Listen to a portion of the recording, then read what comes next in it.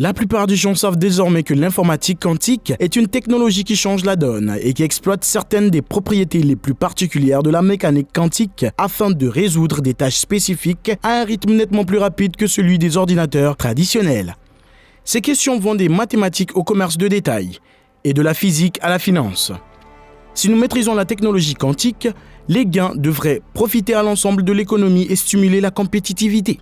Mais ces ordinateurs quantiques peuvent-ils être utilisés pour résoudre les mystères de l'univers ? Il existe de nombreux mystères dans l'espace que les scientifiques cherchent à résoudre. Afin de mieux comprendre ces mystères, les scientifiques tentent audacieusement de les reproduire en laboratoire à l'aide de technologies de pointe. Par exemple, ils ont créé un trou de verre à l'aide de l'ordinateur Neuralink AI de Musk, puis l'ont rapidement fermé. Qu'est-ce que ces scientifiques espéraient accomplir avec leur expérience et comment un trou de verre peut-il être généré avec un ordinateur quantique ? Restez dans le coin jusqu'à la fin pour connaître tous les détails choquants de cette expérience. Un trou de verre est une solution spéciale aux équations de la théorie générale de la relativité d'Einstein, qui crée un tunnel entre deux points distants dans l'espace ou le temps. Le concept de trou de verre est apparu peu après la découverte de la première solution exacte et non triviale de la relativité générale, la solution de Schwarzschild, qui correspond à un trou noir non rotatif. Pour obtenir cette solution, il suffit de prendre un espace complètement plat et vide et d'y placer un objet de volume infinitésimal, mais de masse finie. Où que vous placiez cet objet, vous aurez un trou noir d'une masse spécifique entouré d'un horizon des événements dont le rayon est déterminé par cette masse. À la fin de 1915, Einstein a achevé la relativité générale et, au début de 1916, Karl Schwarzschild a publié cette solution précoce et étonnante, qui reste pertinente et fréquemment utilisée aujourd'hui. Cependant, les scientifiques n'ont jamais découvert un moyen de maintenir un trou de verre stable dans l'univers avant l'arrivée de l'ordinateur quantique de Musk. Mais d'où viennent les trous de verre ? En 1935, Albert Einstein et Nathan Rosen ont trouvé la solution la plus simple pour créer un trou de verre. C'est pourquoi les trous de verre sont également connus sous le nom de pont d'Einstein-Rosen.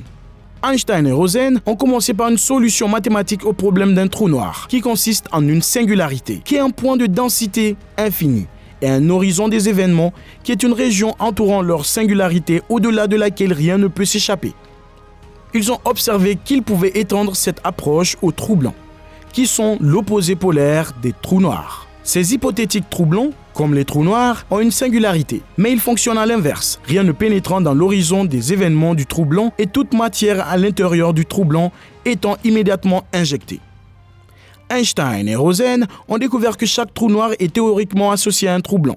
Mais comme les deux trous se trouvent dans des positions distinctes dans l'espace, ils sont reliés par un tunnel ou un trou de verre. L'existence physique ou non des trous de verre est une question qui fait encore l'objet de vifs débats. Nous pouvons écrire mathématiquement des solutions aux équations d'Einstein qui les incluent. Mais les mathématiques ne sont pas la même chose que la physique. Les mathématiques vous disent ce qui est dans le domaine de la possibilité physique. Mais seul l'univers réel et effectif va vous révéler ce qui est physiquement vrai. Les endroits où l'on pourrait chercher de telles preuves physiques sont tous vides jusqu'à présent. Mais qu'obtenez-vous si vous combinez les trous de verre et l'informatique quantique ? L'informatique quantique a bouleversé le monde, modifiant des domaines aussi divers que les communications, l'IA et la santé. De plus, Google a annoncé que son ordinateur quantique était supérieur aux ordinateurs classiques, ce qui constitue une étape importante dans le développement de l'informatique quantique. Alors, qu'est-ce que l'informatique quantique et comment fonctionne-t-elle ? Les puces d'ordinateurs standards utilisent des bits, qui sont analogues à de minuscules interrupteurs pouvant être en position arrêt, représentés par un 0, ou marche, représentés par un 1. Des millions de ces bits, dans diverses configurations de 1 et de 0, composent chaque programme que vous utilisez, chaque site web que vous visitez et chaque photo que vous prenez. Dans les ordinateurs quantiques, les bits sont remplacés par des qubits, qui peuvent être dans une variété d'états autres que simplement allumés ou éteints, y compris un spectre continu. Si vous donnez à un ordinateur standard la tâche de s'orienter dans un labyrinthe, par exemple, il empruntera chaque branche en les éliminant un par un, jusqu'à ce qu'il trouve la sortie. Un ordinateur quantique peut traverser le labyrinthe simultanément. L'intrication est une autre propriété des qubits. D'ordinaire, le résultat d'une pièce n'a aucune influence sur le résultat de l'autre.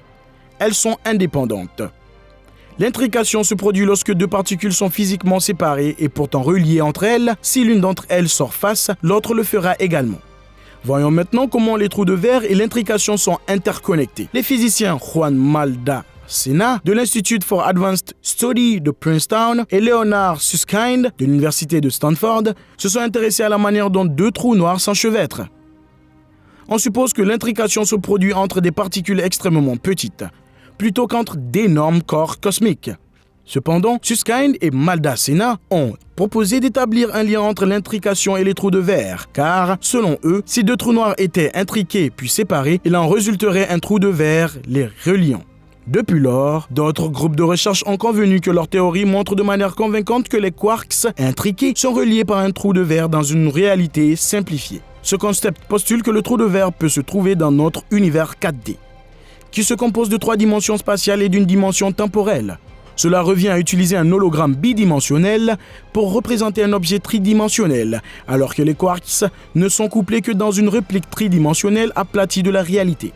Cela implique que des trous de verre peuvent être trouvés partout où l'intrication se produit. Ils sont allés jusqu'à caractériser les deux phénomènes par ER égale à EPR, où ER est un pont ou un trou de verre Einstein-Rosen et EPR est l'abréviation de Einstein-Podolsky-Ross, qui est un autre terme pour l'intrication. L'existence des trous de verre a également été démontrée par Daniel Jefferies et Ping Gao de Harvard et Aaron Wall de Stanford. La découverte d'une technique permettant de créer un trou de verre par lequel la lumière peut voyager a constitué une avancée considérable dans la recherche d'une théorie de la gravité quantique. La pertinence fondamentale de cette découverte réside dans son application au dilemme de l'information des trous noirs et dans les liens entre la gravité et la mécanique quantique. Les réflexions de Jefferies sur deux trous noirs enchevêtrés quantiquement, telles que formulées dans la correspondance EPR de Maldacena et Susskind, ont influencé la nouvelle théorie.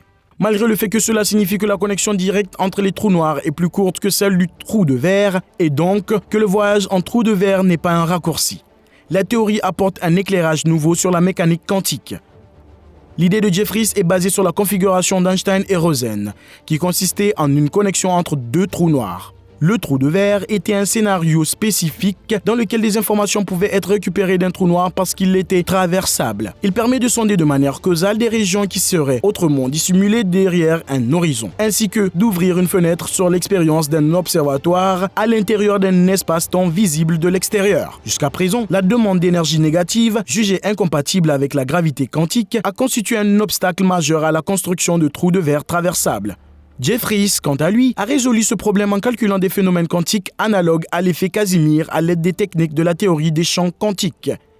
Si vous vous demandez ce qu'est l'énergie négative, considérez ceci. L'énergie potentielle gravitationnelle qui maintient deux particules de matière ensemble doit être négative car il faut une énergie positive pour les séparer. Si l'on considère un univers presque uniforme, toute l'énergie gravitationnelle négative qu'il contient annulerait exactement l'énergie positive totale représentée par la matière, ce qui se traduirait par une absence totale d'énergie pour l'univers dans son ensemble. Des scientifiques, en revanche, ont créé pour la première fois un trou de verre en laboratoire. Selon les chercheurs, cet effort constitue une étape vers un programme plus vaste visant à tester les théories de la gravité quantique à l'aide d'un ordinateur quantique. Les travaux actuels portent sur les équivalents de téléportation quantique des trous de verre. Les premiers tests ont été entrepris par l'équipe de Caltech pour étudier l'hypothèse selon laquelle les informations se déplaçant d'un point de l'espace à un autre peuvent être exprimées en utilisant soit les trous de verre, soit l'intrication quantique.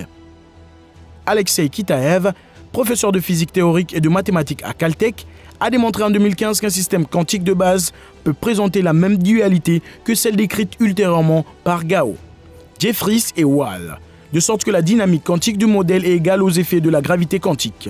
Ce modèle Shakdev-Ye-Kitaev, SYK, a conduit les universitaires à proposer que certaines notions théoriques de vortex puissent être examinées plus avant en entreprenant des expériences de processus quantiques. Ce type d'expérience a été réalisé pour la première fois dans l'étude actuelle par une équipe de scientifiques qui a utilisé un modèle de type SYK pour bébé, construit pour conserver les caractéristiques gravitationnelles, et a observé la dynamique des vortex sur un dispositif quantique de Google, le professeur quantique Sycamore. Cela suggère que Musk n'est pas le seul à travailler sur les vortex. Google est très en avance sur Musk dans ses recherches. Pour y parvenir, les chercheurs ont d'abord dû réduire le modèle SYK, ce qu'ils ont fait en utilisant des méthodes d'apprentissage automatique sur des ordinateurs ordinaires.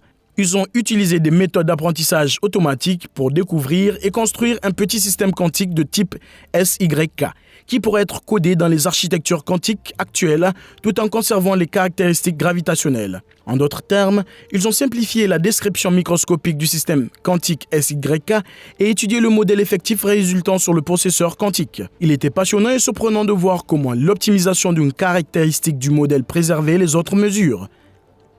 Les chercheurs prévoient de réaliser d'autres expériences afin de mieux comprendre le modèle lui-même. L'expérience a été réalisée en plaçant un qubit dans l'un des systèmes de type SYK des chercheurs, puis en surveillant le flux d'informations résultant dans l'autre système. Les informations ont été transportées d'un système quantique à un autre par téléportation quantique ou, dans le langage complémentaire de la gravité, par le trou de verre traversable. Ils ont ainsi pu créer une téléportation quantique de type trou de verre. Pour y parvenir, ils ont dû simplifier le système quantique jusqu'à l'exemple le plus simple conservant les caractéristiques gravitationnelles qu'ils ont ensuite mis en œuvre sur le processeur Sycamore Quantum de Google.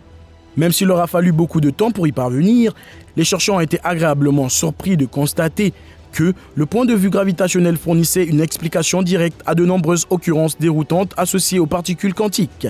La dernière expérience était peut-être la plus intéressante dans la mesure où ils ont réussi à rendre le système suffisamment simple pour reproduire une machine quantique existante à l'aide de l'apprentissage automatique tout en préservant une bonne caricature de ce que l'image gravitationnelle indiquait.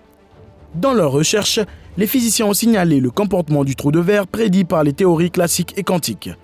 Bien que les informations quantiques puissent être communiquées ou téléportées de diverses manières, la méthode expérimentale s'est avérée au moins quelque peu analogue à ce qui se passerait si les informations passaient par un trou de verre. Faites-nous savoir ce que vous pensez des trous de verre et des ordinateurs quantiques dans la zone de commentaires ci-dessous.